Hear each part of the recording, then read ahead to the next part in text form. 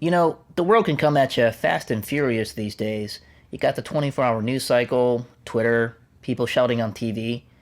Now, if that's what you want, this is not going to be your show. We're going to do global affairs a little differently. So, why don't you grab your coffee, sit for a little bit, and brew with me on something that I think will have a profound global impact. I'm Damien, and this is Coffee and World.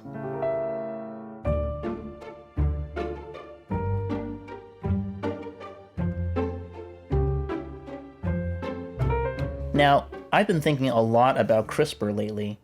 That's CRISPR. Heard of it?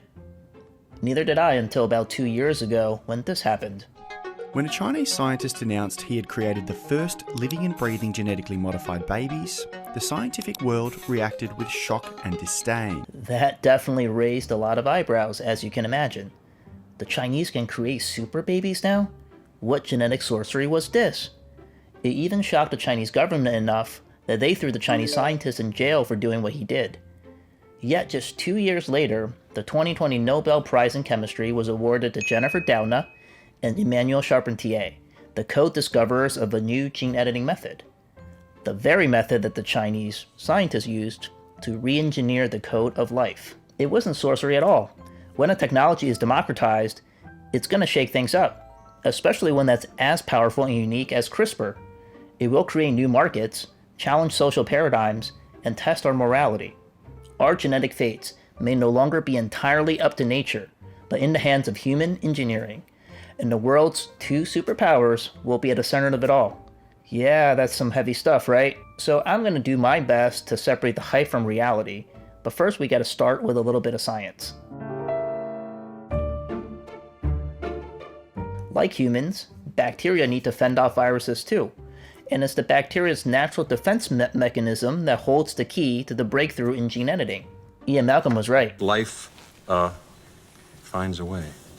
And that way is CRISPR, or clustered, regularly interspaced, short palindromic repeats. It's a mouthful and it's complicated, so I'm going to break it down to see why it matters. So DNA sequences are made up of 4 letters, A, T, C, and G. 3.2 billion of those letters are in the human genome. In a bacteria cell, there's an area where these letters are clustered closely together, but they're regularly spaced out, and they're the same forward and backward. You know, like a palindrome. So get it now? Clustered, regularly interspaced, short, palindromic, repeats. Okay, so it's a cool DNA sequence, but so what? Well, for that, we've got to turn to yogurt, or more precisely, the probiotic bacteria in the yogurt. That's all the rage these days, right? When Danish researchers experimented with probiotic bacteria in 2007, they were able to prove that CRISPR was somehow able to edit the bacteria's DNA to defend against viral intruders. Really exciting stuff, right? But how exactly did that work? Well, it turns out that CRISPR is a 2-part system. Think of it kind of like a missile defense system, right? You need the missile, and you also need a capable guidance function to be able to hit the target. That guidance function is the CRISPR RNA, which is sort of like DNA, but a little bit different. And if that sounds familiar to you, it's the basis for the COVID-19 vaccines we've made. And the CRISPR RNA behaves like a GPS system that finds the exact coordinates of where to cut in the DNA strand. And the cutting tool, or genetic scissors, is this Cas9 protein that's found with CRISPR. So that's the CRISPR-Cas9 system in a nutshell, an RNA guidance system plus genetic scissors. So what's revolutionary and Nobel Prize worthy of that? Well, that's where Doudna and Charpentier's 2012 seminal paper comes in. It took the biosciences community by storm. They were able to show that CRISPR was not just a defense mechanism.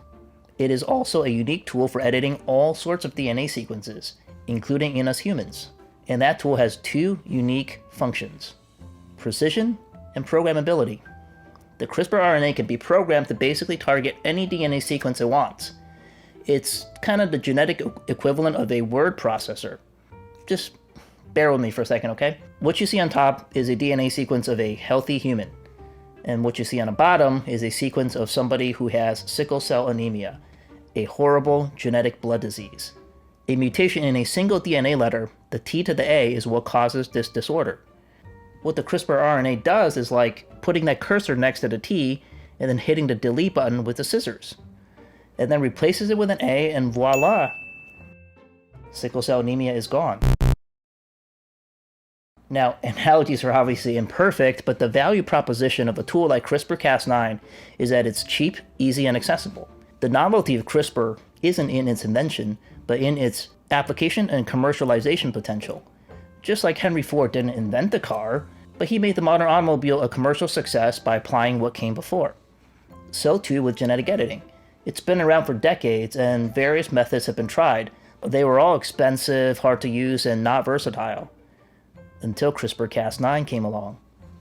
You can think of it sort of like a software platform even, possibly becoming the Microsoft Word of gene editing. To borrow from Mark Andreessen's famous essay a decade ago, is CRISPR-Cas9 going to eat the world? Well, the agriculture world is certainly using CRISPR on the things we eat. DuPont has made waxy corn, disease-resistant cocoa plants are in the works, naturally decaffeinated coffee beans, just knock out a gene in the plant. Spicy tomatoes, CRISPR can do that too. As you can see, the top owners of CRISPR patents are mainly US ag companies. Food security is a big challenge and big business globally. CRISPR can help feed people by raising yields and creating stronger crops. And few countries care as much about food security as China does. That's why by 2013, the Chinese government was already outspending the US government 2-to-1 on agriculture R&D. China already has something like 20 research groups focused on experimenting with CRISPR and crops. And just a few years later, a Chinese state firm bought leading global agribusiness Syngenta for a whopping $43 billion. That made it the largest foreign acquisition ever for China. Syngenta, of course, has an R&D team working on CRISPR. Chinese scientists have also ventured beyond crops into livestock. Some of you may know that China is a pork superpower, but it loses a lot of its hogs to disease each year. Sometimes those pigs end up in the Shanghai River. Well, genetic editing could possibly produce swine flu-resistant hogs. Pigs can also be engineered to do human organ transplants. That's because pigs' organs apparently are similar in size to ours. And we're not done just yet. CRISPR may be able to eradicate one of the most stubborn diseases in the modern world: malaria. A method called gene drive can theoretically be applied, and it's already being discussed in Africa. What you do here is you basically use CRISPR to create malaria-resistant mosquitoes, and then you set these altered mosquitoes out to pass on the trait to large populations. Over time, malaria hopefully just gets wiped out. CRISPR can also treat cancer, HIV, and maybe even progeria. That's the Benjamin Button disease. Remember that movie with Brad Pitt? So the point is, the commercial potential of this new tool is huge. Not just companies, industries will be built around it. From 2015 to 2019, venture capital in the US and Europe has poured some $75 billion into biotech. When it comes to CRISPR gene editing specifically, well, that global market is expected to be over $4 billion by 2024, about 10 times bigger than it was just in 2017. One of those industries falls under the category of gene therapeutics to treat diseases. And that market is already getting a little bit crowded. Startups are tapping financing, and incumbents are building up CRISPR capabilities, and that's all happening over the last few years. This CRISPR frenzy can be seen in global CRISPR patent applications. From 2013 to 2018, global CRISPR patent applications exploded 63 times. And surprise, surprise, the big three, America, Europe, and China, were leading the way. They made up some 70% of total CRISPR patent applications. So, CRISPR has gone global before it is fully mature. And this is where it gets really interesting. So everyone knows that the holy grail is altering the human genome. The opportunity set for improving human livelihoods is simply huge. But in chasing market share and new breakthroughs, social and ethical dilemmas and competitive dynamics have become more of an afterthought. Now, that's not entirely new either. That gap exists for any new transformative technology. But CRISPR elicits one of the most existential questions. What does it mean to be human, and what do we want to pass on as our legacy? Now, if you thought the issues around artificial intelligence were tough, just wait until CRISPR becomes more mainstream. Science fiction has long provided object lessons in dystopian futures that result from new technologies. And when news broke of the Chinese CRISPR twins, well, it seemed like we were kind of moving inexorably toward sci-fi territory. The reality, though, was a bit more prosaic. The Chinese scientists wanted to show mastery of CRISPR by editing out the gene that was receptive to HIV. And on face value, there was nothing really wrong or bad about that. In fact, many others saw the potential to knock out the HIV gene. That's why the overall response in the biosciences community was actually more mixed. Some had even heard that the Chinese scientist was working on something like it, but few thought that it would be done so soon and to be done in a human embryo. That had to do with the operating environment in China. Chinese companies and researchers, for example, can move faster because they don't have to face similar regulatory hurdles when it comes to clinical trials. It's what's called regulatory arbitrage. When it comes to cancer, for example, Chinese hospitals are racing to use CRISPR treatments on patients. Meanwhile, in the US and EU, clinical trials can be held up in regulatory purgatory for much longer. Beneath it all is the biotech ecosystem that's being built. Much of it is concentrated in what's come to be known as the Silicon Delta, or Shenzhen, really. And that's where big tech meets big biotech. Based there is one of the largest gene sequencing companies in the world, BGI Group. Just as AI algorithms need a lot of data to train, CRISPR experiments and research need access to actual genome sequences, and that's where BGI comes in. It has access to some 20 million samples of humans, plants, and animal gene sequences, and they're housed inside China's sprawling gene bank. And BGI can also sequence genomes much faster and cheaper now. So cheap, in fact, that BGI claims that it can sequence the entire human genome for just $600 today. The cost of doing that back in 2001, $95 million. And just how fast? Well, 40 hours. That's how long it took a virologist in Shanghai to sequence the entire COVID-19 genome back in January 2020. He apparently used next-generation gene sequencing technology that BGI says it has. This huge growth and potential of the Chinese biotech industry has certainly caught America's attention. This all but guarantees another source of US-China competition. Just look at this recent memo from the National Counterintelligence and Security Center. Now, if you swapped out AI and quantum here for biotech, frankly, it would work just as well. The argument goes something like this. China is investing heavily in X, and it's catching up. Dependence on Chinese technology poses risks and undermines US economic competitiveness. And that's not even getting to the E word. Yeah, eugenics. Well, at least that's the dystopian future portrayed in Gattaca, that iconic 1990s sci-fi flick with DNA sequence in its title. If you remember, the plot of the movie portrayed a future of inequality sorted by genetic superiority or weaknesses. That's probably one of those national security scenarios being whispered as we speak. What if China creates super soldier unit with better muscle development and immune to diseases? You know, like Captain China? What if they create super IQ children that outcompete us all? Guess it all comes back to the super babies then. Science, fortunately, is more rational and conservative than science fiction. It's iterative, methodical, and has a lot of trial and error. CRISPR-Cas9 was built on decades of research. It wasn't a eureka moment. And that new tool was actually right under our nose the whole time. It was nature's own creation. But genetic manipulation is complex stuff, and our understanding of genetics is far from complete. It's not entirely clear that these sci-fi futures would ever become a reality. At a minimum, it seems very far away. Still, the CRISPR genie cannot be put back into the bottle. That technology is democratized, and so will the new knowledge and innovations built upon it. If we can't prevent CRISPR's diffusion, then the best we can do is think harder about what we should and shouldn't do with it. And the CRISPR babies case highlighted the should question like no other. The growing consensus in the biosciences community seems to be putting a red line between somatic cell editing and germline editing. Somatic cells affect only the individual presently, while germline editing means those changes and traits get passed on to future generations. This unnatural selection gets into thorny territory. Should people pass on edited genes that they didn't choose in the first place? So it seems like gene editing of human embryos, whether it's for cosmetic changes like height or eye color, or other superior features, is probably a no-go zone.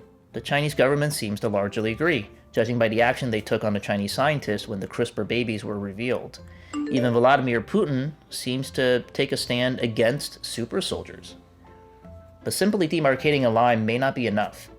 What if some countries, say, have designer baby zones where parents can go there and get their embryos' genes edited? South Korea, for example, is already a popular destination for cosmetic surgery tourism, and it also seems to be a growing market for CRISPR. With the prevalence of in vitro fertilization, much of this seems within reach over the next decade. Or even now, it's not that difficult to use CRISPR, so people can, and some already are, editing genes in their basements. Yep, with CRISPR kits they can buy off of Amazon. Now, that seems like a security risk worth thinking about. None of this is just about competing with China. The diffusion of a powerful technology requires a collective response on how to deal with it. The trick for governments and regulators is always about finding that balance. You want to be able to mitigate a downside sensibly without stifling the incredible upsides and innovation that this new technology brings. With these genetic scissors, we can do a lot of good by editing out the bad letters in our genetic code. And nature has made us all mutants of one sort or another. But now, we have the power to make us better mutants. In a quest to improve human livelihoods through technology, we should not forget what makes us human. The Chinese scientist may be the first to have created CRISPR babies. He certainly was not the only one contemplating it. Rather than move fast and break things, when it comes to genetic editing, perhaps it is best to move methodically and fix the right things. Now that you've stuck with me through CRISPR, let's hop over to Milan. I think Sofia is ready to take some espresso shots and do some trash talking. Till next time.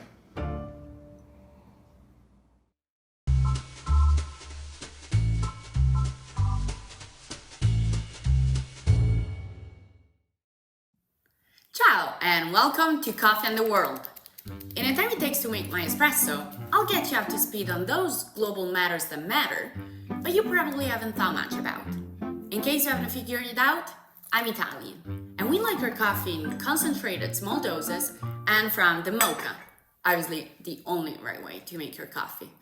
But it's not just the right way to make coffee, it's also doing right by the environment, because you don't have to use these things. You might wonder, don't these capsules just get recycled? Well, yes and no.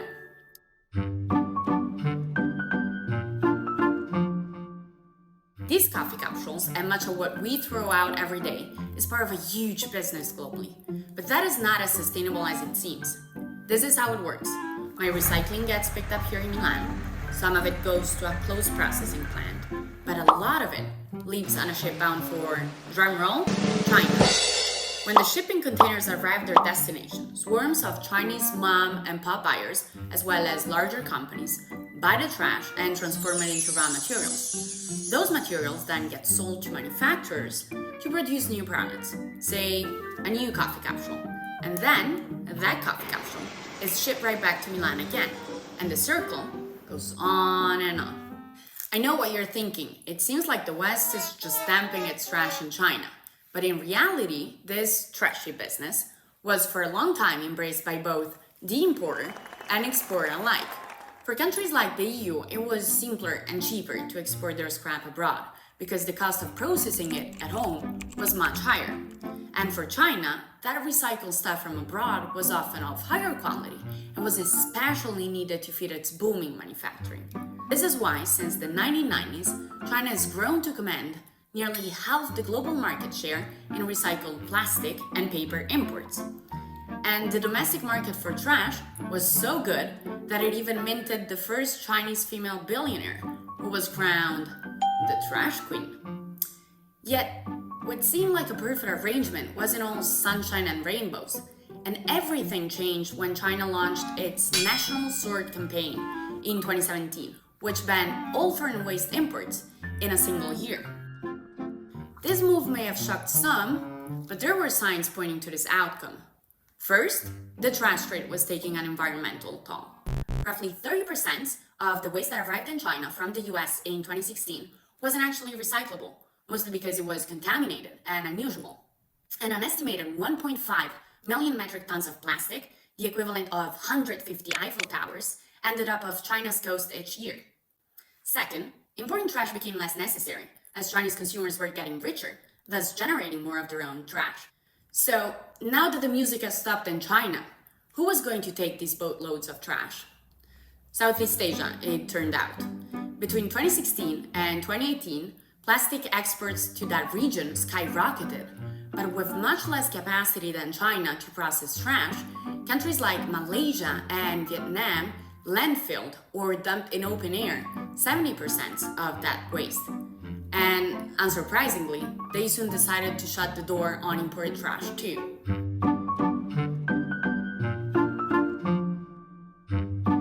If nothing else, China's ban has shined a light on the irony that has long underpinned the recycling industry.